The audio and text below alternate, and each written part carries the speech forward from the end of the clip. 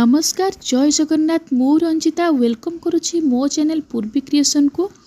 तो निश्चित भाव में आपण मैंने वीडियो रे जानी सारे जे मुझे आपण मानकु कौन रेसिपी देखेबी। तो हाँ आज्ञा दर्शक बंधु एबे खरा दिन चली समस्त को ठंडा ठंडा जूस पीया को बहुत इच्छा हो तो से मुझे आपण मानकु तरभुजर जूस करिकी शिखेबी। तो से गोटे तरभुज मुझे नहीं पीस पीस कर काटिकी से मंजी सब काढ़ी देछि। तो मंजी काढ़ीदेले आपण मानकु टिके इजी हेबो।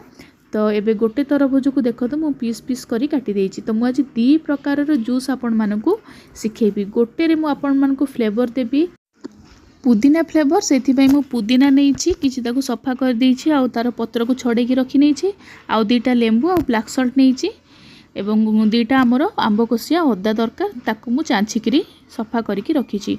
सेकेंड रे मु आपण मानकु मिल्क शेक टाइप रो गोटे जूस देखेबी। से आपण को फुटा क्षीर नबाकू पड़िबो जोटा ठंडा हो जाइथिबो। फ्रिज रे रखीदेले मध्य चलिबो कारण एटा तो ठंडा दिन तेणु आपको ठंडा ठंडा पीले ही भल लगिबो। ता सहित चीनी नहीं आ नड़िया कोरा ता सहित काजू नहीं।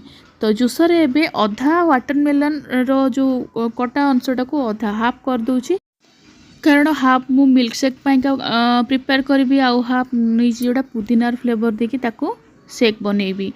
तो ये दीटा जूस आपण मानक बहुत टेस्ट लागिबो। गोटे थर मो करुथुबा रेसिपी रो प्रोसेस आपण माने फॉलो करिकी करंतु 100% आपण मानक टेस्ट लागिबो। तो फर्स्ट मु जते बळे जूसर रे वाटरमेलन रो पीस नेला पर सेथिरे गोटे ग्लास क्षीर पकेइली। तो वाटरमेलन जेतिकी मीठा थिबो से मीठा को देखिकी आपण मानक जेमिति मीठा दरकार से हिसाब रे आपण चीनी ऐड करि परिबे कम बेसी करि परिबे। तो मु गोटे बाउल रे नेइतिली 6 ରୁ 7 चामच चीनी नहीं मु चीनी को ऐड करदेली। तापर अधा जो नड़िया कोरा थिला अधा नड़िया कोरा देली कारण नड़िया कोराटा से ग्राइंड होला पर तार जो फ्लेवर आसीबो ता जो नड़िया रसटा आउ टिके तार टेस्ट को आउ टिके बढ़ाई देबो। तो एबे ग्राइंड कर साला परे आपण मानकु देखेबी नेक्स्ट आउ कोन गोटे इंग्रेडिएंट्स ऐड करछे। तो एठी टिके मिल्क पाउडर जोड़ा अमूल आपण को पाखे थिबो तो ताको आपण माने यूज करि परिबे। मु डायरेक्टली सेथे दे दोछि काहेकि ना ग्राइंड कर दे से भलरे मिसी जीवो। तो एबे वाटरमेलनटा आ क्षीर चीनी भल भाव ग्राइंड होला परे से पाउडरटा को सेठी मिसई दबा। आपण स्टार्टिंग रो चाहिले भी मिसई पारथांते। तो मिल्क पाउडर टिके पकेले सेटा आउ टिके टेस्ट बढ़िया लगी थाए। तो एबे चलंतु ग्राइंड करि नबा। तो यहीपरि ग्राइंड कला परे आपण माने ए जो जूसटा आपण रेडी हो गला तो गोटे बाउल रे रखी देथिबा परे मु आपण मानकु गार्निशिंग कलाळे देखैबी। तो नेक्स्ट आ गोटे आपण मानकु जूस सिखेबी। बाकी जो बची थिला आपण मानकर जो वाटरमेलन पीस गुडा को पुनी थरे सफा करि नेबे से जूसरटा को आ जूसर रे दे देबे कारण फास्ट आपण मिल्कटा करिवे काहे कि जदि दीटा आपण मानकु बनेवा को दरकार अछि मिल्कटा करिवे काहे कि ना लेंबू जेहेतु मिसिबो बा पुदीना मिसिबो क्षीर रे जदि सेटा फ्लेवर पळे आसीबो ना क्षीर रो फ्लेवर भल लागिबोनी। तो निश्चित भाव में ए जिनसटा मन रखिबे गोटे दिन जदि आपण दीटा टाइप रो करूछंती तो सेकेंड रे आपण माने जो बनौछंती इथरे सब जाको इंग्रेडिएंट्स आपण मानकु ऐड कर देबा को पड़िबो। तो प्रथमे कौन करिबा गोटे बाउल रे लेंबू रस को भल भाव में चिपुड़ी नेबे। गोटे लेंबू मु एठी यूज करछि जेतु मो पाखरे अल्प वाटरमेलन अछि तो मु लेंबू को चिपुड़ी की छांकी नउछि डायरेक्टली आपण एंती गोटे छंका रखिकी चिपुड़ी पारिबे कारण तार मंजी आ तार जो पारु गुडा को आउ जाई परिबोनी। आरो फळ लेंबूटा भी मध्य चिपुड़ी की मु सेथिरो रस बाहर करके अलगा कर नेले आ जो लेंबू रस को से आपण जूसर रे ऐड करि नेबे।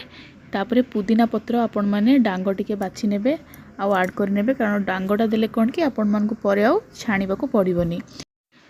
एही परि आपण 8 ରୁ 10 टी पुदीनार डाळ आपण यूज करबे आ तार पत्र को आपण एमती छड़े की जूसर दे देबे। तापरे जो आंब कोसिया अदा को टिक टिक करके काटी नेबे कारण आंब कोसिया अदा आउ जो हमर पुदीना पत्र जेतबेला ग्राइंड हे कि मिक्स हबो तार फ्लेवरटा गोटे बहुत टेस्ट हबो आ आपण मान को बहुत बढ़िया लागिबो। तो ब्लैक सॉल्ट आपण स्टार्टिंग रो देखु केतिक अल्प क्वांटिटी नहीं कि आपण ग्राइंड करिथिबे कारण जदि लुणिया हे जिवो आपण मान तार किछि भी करि हबोनी। तो तेणु अल्प लुण नहीं कि आपण ताको ग्राइंड करिथिबे। तो ये चलतु आपण मानक मु ग्राइंड करके देखौछि तापरे कोन ऐड करा जिवो केमती प्रोसेस रे हबो आपण माने फुल वीडियो देखंतु। जदि मोर रेसिपी भल लागुथबो ताले निहाती भाबरे आपण माने लाइक करिवे। तो एबे हमें चीनी पकेबा। तो चीनी मु परे काहे देली ना आपण स्पून रे टिके नै कि टेस्ट करिवे केते मिठा आपण मानक आ दरकार। तो सेही क्वांटिटी रो आपण मानक चीनी परे टिके ऐड करके आ थरे टिके सेकंड टाइम आपण ग्राइंड कर देबे। तो जेति कि चीनी दरकार सेही हिसाब रे आपण नेबे, कारण जदि अधिक मिठा हो जिवो कोन ना आमर जो रहिला पुदीना पत्र आ अदार से फ्लेवरटा कमी जीवो, मिठाटा अधिक लागिवो आ लेंबूटा भी मधे आउ टिके एक्स्ट्रा ऐड करिया को पड़िवो। तो सेते आपण चीनी देखिकि नेबे। तो चलतु मु आपण मानक एबे गार्निश करके देखेबी। प्रथमे मु आपण मानक मिल्क शेक रे जोडा करिथिली जो वाटरमेलन जूसटा सेटा आपण मानक देखेबी गार्निश करके। तो किछि नडिया कोरा जो बळिथिला आउ 4-5टा काजूर फाळ दे देबे। ता ऊपर आपण ई मिल्क आ वाटरमेलन जूस को सेते ढाळी नेबे। देखंतु एठी ता ऊपर केते सुंदर बहळिया है कि बसिची। एई जो बहळिया पार्टटा थिक पार्टटा आपण ताको छाणी के बाहर कर देबेनी आ एटा आपण माने सर्व करके देबे। आ एटा बहुत टेस्ट लागि थाए। आ एटा टिके एक्स्ट्रा आपण माने ग्लास रे दे पारिबे। मु काहे कहूँ ना, यहाँ बहुत बढ़िया तार टेस्ट अच्छी। तापर एमती काजू जदि आप रखिकी सर्व करेंगे ना बहुत लुकटा तार बहुत बढ़िया लगे। आउ जदि गेस्ट मानक दौरान तो सी लोभ करी तो 2-3 ग्लास पी नब। तो नेक्स्ट मु आपण मानक आउ गोटे ग्लास रे लेंबू आमर पुदीनार फ्लेवर देखिए जोड़ा करथि ढाड़ी भी देखंतु। यार जूसटा केते थिन लागुची कहीं एथरे मिल्क आउ मिल्क पाउडर मिसिन से थिन लगुच। आई जो फोम टाइप रही ना फेण भाया सेटा भी बहुत टेस्ट लगे। से टिके आपण लुण पकईदेवे आ लुण पकईकी घाटी नेबे। ब्लैक सल्ट देबे, अदर सल्ट देबे नहीं कारण टेस्ट लगनी। एवं तापर ये जो फेण टाइप रा आउ टिके देकी ता ऊपर गोटे पुदीनार पत्र देकी ताको गार्निश करके सर्व करेंगे। खरा दिन थिबारु वाटरमेलन आम देह पई बहुत भल, आम बॉडी को हाइड्रेट रखे आउ ये भी आमर बहुत बेनिफिट्स देई थाए। तो निहाती भाव में यही भाया रेसिपी करके पियंतु आउ गेस्ट मानक दियंतु। जदि मो रेसिपी आपण मानक पई यूजफुल होता है निश्चिंत भाव में आपण मानक फ्रेंड सर्कल रे शेयर करंतु। जय जगन्नाथ।